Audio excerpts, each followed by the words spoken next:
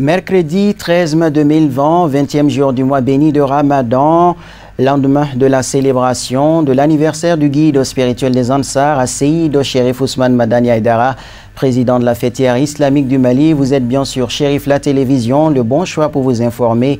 Merci de nous réitérer votre confiance et bienvenue dans ce tour d'horizon de l'actualité nationale et internationale.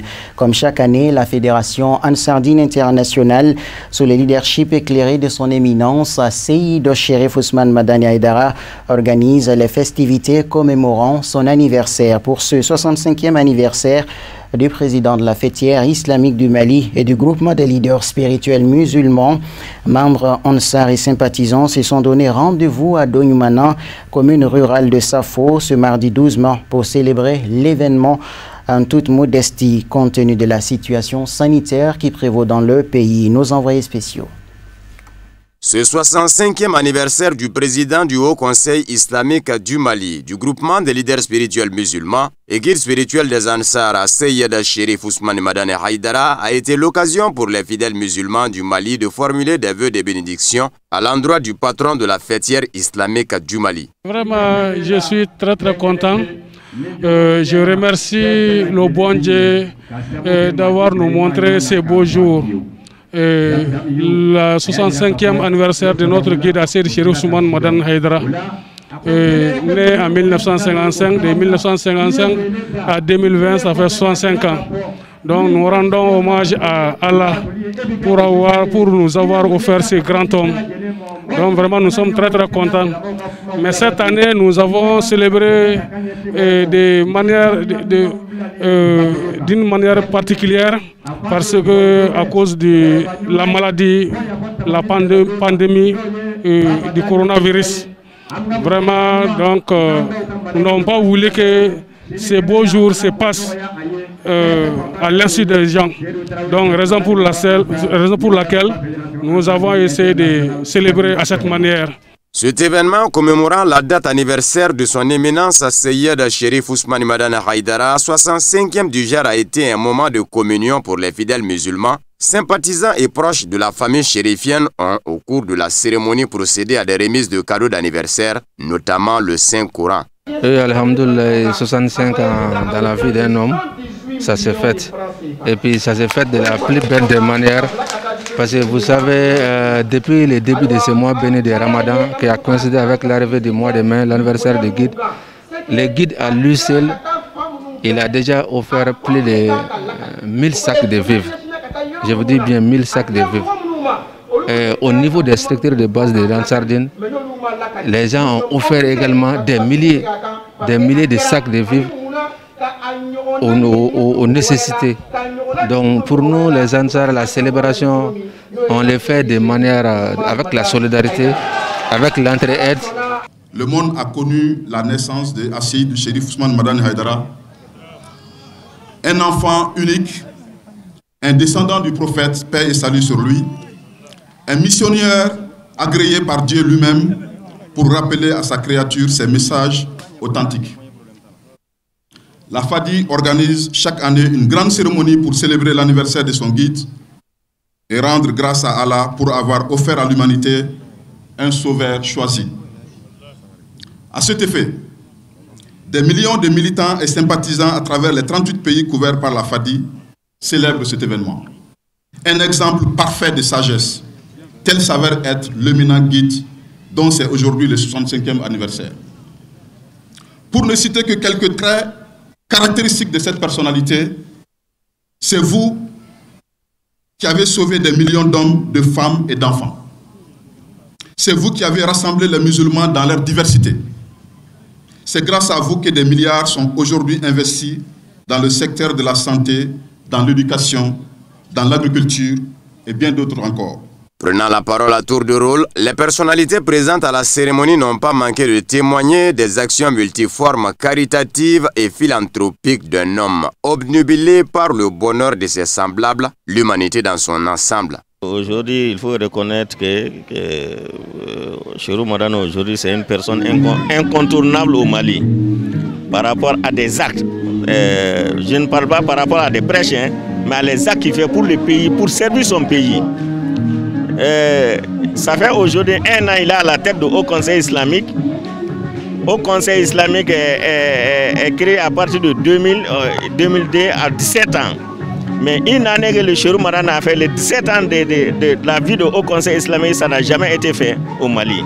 Par rapport à les résultats, par rapport à la valeur qui est restaurée à l'islam, pas des actes et pas le travail. Je suis là aujourd'hui comme à l'accoutumée. J'ai pour habitude de venir aux anniversaires du Chérif Ousmane Madane Haïdara. Je n'ai pas voulu déroger à la règle cette année, venir lui souhaiter joyeux anniversaire, souhaiter à ce que tout ce qu'il a réalisé sur les 65 ans, qu'il puisse encore les réaliser dans les années à venir. Et venir lui apporter notre soutien, aussi notre reconnaissance en tant que président du Haut Conseil islamique du Mali. Nous savons le rôle au plan social que le shérif joue dans notre pays, dans le cadre de l'apaisement des cœurs, des esprits. Donc nous sommes là aujourd'hui pour le lui reconnaître et aussi l'encourager dans ce qu'il fait et dans tout ce qu'il a fait pour notre pays et pour les Maliens. Donc c'est ce qui explique notre présence. A noter qu'au cours de la cérémonie, une importante donation composée de 200 sacs de riz accompagnée d'enveloppes a été faite aux couches les plus défavorisées par les Ansars en guise de reconnaissance au président du Haut Conseil islamique du Mali. Auparavant, le président du groupement des leaders spirituels musulmans ainsi que sa famille avaient fait don de plus de 1000 sacs de riz aux personnes les plus démunies. Vivement le 66e anniversaire. Ainsi soit-il, Donyouana, le champ de guide spirituel des Ansars, à Seyyid Chérif Ousmane Madane Haïdara, situé à quelques encablures de Bamako. Nous y restons toujours dans le cadre de la célébration de l'anniversaire du président du groupement des leaders spirituels musulmans du Mali. Les femmes ont saisi l'occasion pour formuler des vœux de bénédiction au président du Haut Conseil islamique du Mali, Tata Touré Ibrahim Koulibaly. Je suis très heureuse ce soir, très émue. Nous célébrons le 65e anniversaire du guide des Ansars, le président du Haut Conseil islamique, Cheikh Chérif Ousmane Madane Haïdara. Chaque année, la Fédération Ansarine internationale organise une fête de diverses activités à son honneur, telles que les conférences, le don de sang, les curages des fonciers, ensuite le nettoyage, le don de sang, le prêche, etc. Donc vraiment nous nous remercions beaucoup. Le guide c'est un patriote engagé, dévoué et déterminé pour la cause de Dieu, pour la cause du Mali et de l'humanité tout entière. On est très contente aujourd'hui pour l'anniversaire du guide. On demande à Dieu de lui donner une longue vie surtout et de courage pour continuer pour nous les musulmans. On dit à Seyyid Chérif Ousmane Madane Haïdara, joyeux anniversaire. Nous sommes très heureux ce soir, grâce à Allah. Nous saluons nos guides, à Cheikh Chérif Ousmane Madane Haïdara. Nous disons joyeux anniversaire. Nous prions le Tout-Puissant de lui accorder une longue, meilleure vie pour qu'il puisse exercer les tâches qui lui ont été confiées. Vraiment, nous lui souhaitons une bonne et heureuse année. Nous sommes vraiment heureuses pour l'anniversaire de notre guide, le 65e anniversaire. Vraiment, on est satisfaits, joyeuses. Et car le Tout-Puissant lui donne une longue vie de santé et prospérité. Vraiment, on la remercie. Direction à présent le pays des hommes intègres, le Burkina Faso, à l'occasion de la célébration du 65e anniversaire du guide spirituel des Ansars à Seyyid Chérif Ousmane Madane Haïdara. L'association des Ansars du Burkina Faso a procédé à une importante donation composée de vivres aux couches vulnérables d'une valeur de 650 000 francs CFA. La cérémonie a eu lieu dans la cour de la Solidarité, quartier Coleman, secteur 11, en présence des responsables de l'association Lassina Sidibé. L'association des Ansar du Burkina Faso n'est pas restée en marge des festivités du 12 mai, date d'anniversaire du guide spirituel des Ansar à Seyid Chérif Ousmane Madani Haïdara. Pour l'heureuse circonstance, elle a procédé à la remise d'un important don composé de 40 sacs de riz de 25 kg, 4 bidons de 20 litres d'huile, 8 bidons de 10 litres d'huile, 7 bidons de 5 litres d'huile, un carton de spaghettis et une somme de 50 000 francs CFA aux personnes démunies. Une action caritative qui n'a pas laissé indifférents les bénéficiaires. Notre présence ici ce matin, vraiment c'est une grande joie, une très grande joie, parce que c'est concernant l'anniversaire de notre guide spirituel, Seyid Chérif Ousmane Madani Haïdara. Je pense que ça fait la 65e année. Donc, raison pour laquelle on est là ce matin, pour commémorer son anniversaire. Donc, le temps d'enthousiasme qu'on porte ce matin, vraiment, on saurait s'exprimer sur ça. Je souhaite au guide spirituel une longue vie et pleine de joie et de succès. Vraiment, une bonne continuité pour la division de l'islam. Aujourd'hui, dans le monde, on peut dire que concernant la division de l'islam et puis l'éclaircissement des versets du Coran, à travers ces prêches, ça nous a beaucoup marqué, vraiment du début jusqu'à l'heure actuelle.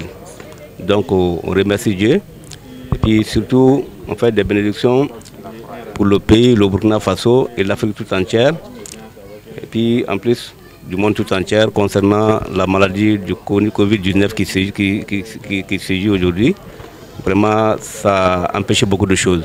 Le geste humanitaire qui cadre parfaitement avec les missions du département de l'action sociale du pays a été salué et félicité par le représentant du dit département en charge des questions sociales. C'est que l'association Anksadine fait chaque année pour les pensionnaires de la Cour de solidarité. Pour cela, je tenais à remercier l'association que vraiment les dons qu'ils sont en train de faire pour les pensionnaires là, ces dons-là soient récompensés à leurs multiples valeurs.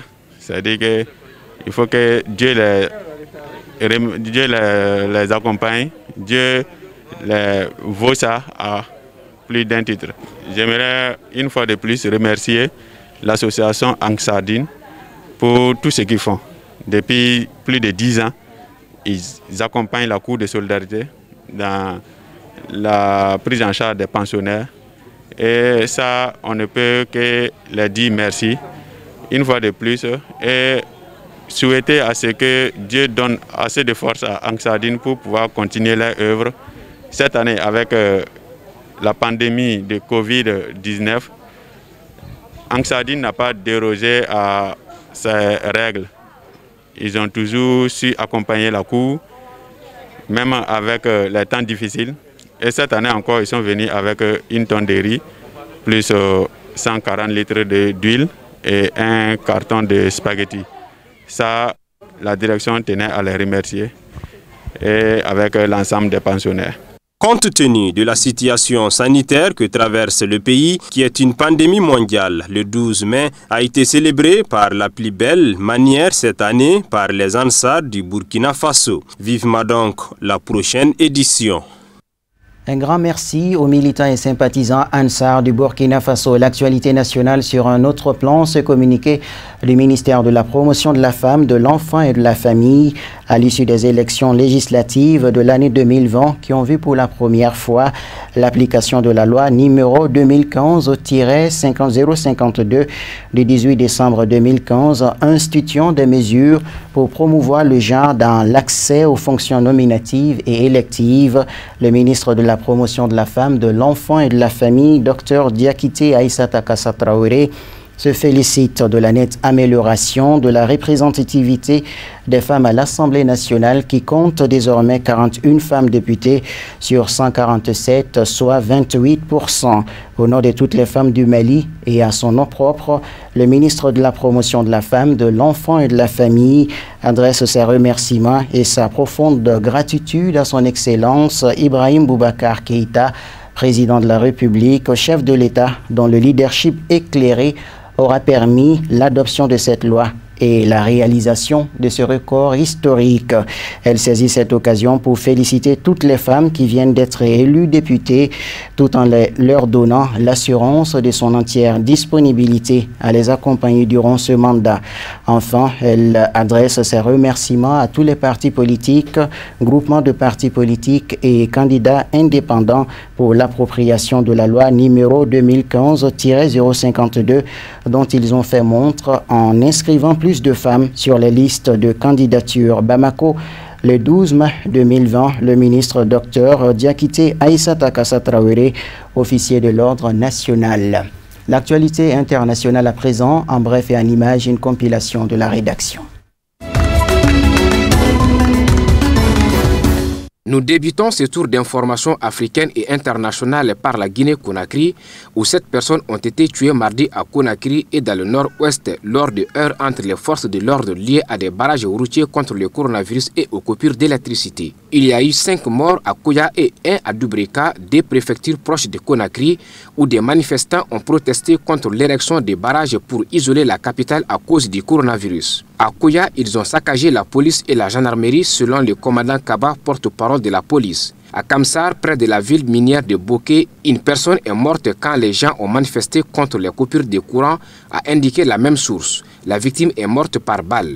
À Koya et Dubreka, des barrages de la police et de la gendarmerie ont été érigés pour empêcher de prendre le chemin de Conakry, alors que cette ville est un lieu de travail et de commerce pour bon nombre d'habitants de ces 2 préfectures. Des manifestants ont également affirmé être lassés de se faire racketter et maltraiter par les forces de l'ordre avant d'entrer et de sortir de Conakry.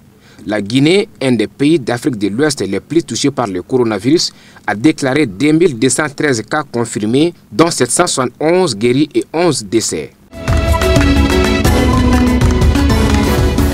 En Côte d'Ivoire, Amadou Gon Coulibaly est en France depuis le 3 mai pour des examens médicaux et pour la première fois, mardi, il est apparu dans une vidéo mettant en scène une visioconférence avec le président Ouattara. Un moyen de montrer que le Premier ministre, également candidat du parti au pouvoir à la présidentielle, va bien et qu'il suit les affaires du gouvernement. C'est une vidéo de 2 minutes mise en ligne par la présidence ivoirienne. On y voit Alassane Ouattara dans son bureau s'entretenir par visioconférence avec Amadou Gon Coulibaly. Après un échange d'amabilité, le Premier ministre explique son programme du repos et de l'exercice.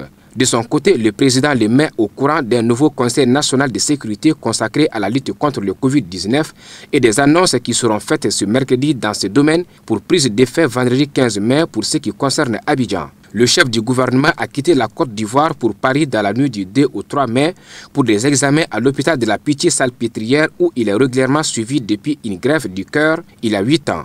Désigné le 12 mai dernier candidat du RHDP à la présidentielle programmée le 31 octobre, Amadou Gon Coulibaly doit être solennellement investi courant juin 2020.